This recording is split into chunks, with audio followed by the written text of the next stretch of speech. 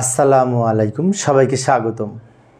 হিসাব বিজ্ঞানে আমরা যখন হিসাব সমীকরণের প্রভাব নির্ণয় করি তখন কোনো লেনদেনে যদি বলা থাকে বিদেশ থেকে পণ্য আমদানি করা হলো, পণ্য আমদানি করা হলো বলতে বোঝায় বিদেশ থেকেই কেনা, অর্থাৎ বিদেশ থেকে যদি আমরা পণ্য কিনি সেটি হয় আমদানি, আর নিজের দেশ থেকে যদি কিনি তাকে ক্রয় বলে, আর যখন বিদেশ থেকে কিনি তখন সেটিকে আমদানি বলে। এখন আবার আমরা যদি বিদেশে বিক্রি করি তাহলে সেটাকে বলা হয় রপ্তানি। আর এই আমদানি রপ্তানি কার্যক্রম ব্যাংকিং চ্যানেলের মাধ্যমে সম্পাদিত হয়, নগদে হয় না। সেই জন্য এই যে পণ্য আমদানি করা হলো 70,000 টাকা, এটা দুইটা পক্ষ, একটা হচ্ছে ব্যাংক আর একটা হচ্ছে আমদানি। আমদানি বলতে ক্রয় বোঝায়। তো এইখানে আমরা এটা হিসাব সমীকরণে কীভাবে প্রভাব ফেলবে আমি এখানে দেখাই দিচ্ছি, লক্ষ্য করি।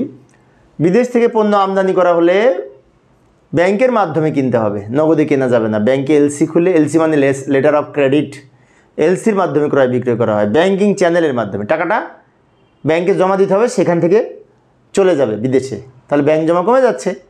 সেজন্য ব্যাংক জমা কমে যাচ্ছে, ফলে কি হচ্ছে, এই এ হ্রাস পাচ্ছে। ব্যাংক জমা সম্পদ, তো সম্পদ কমলে এ কমে।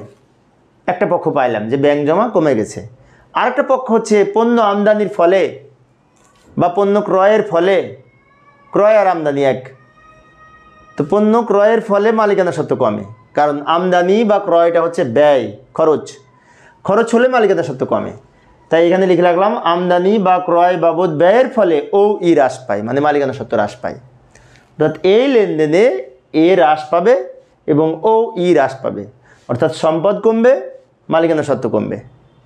তো এইটি হচ্ছে ব্যাখ্যা। এখন আমরা যদি ব্যাখ্যার মাধ্যমে যদি ছকে উপস্থাপন করি, এই লেনদেনটি যদি ছকে উপস্থাপন করতে চাই তাহলে ব্যাংক জমা কমে যাবে, তাই না? 70,000 টাকা পণ্য আমদানি করলে ব্যাংক জমা কমে যাবে, তাই 70,000 ব্যাংক থেকে মাইনাস করব, ব্যাংক জমা কমবে।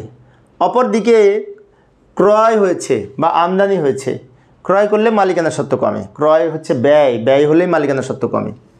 ব্যয় হলে, ক্ষতি হলে, খরচ হলে, লস হলে মালিকানা সত্ত্ব কমে।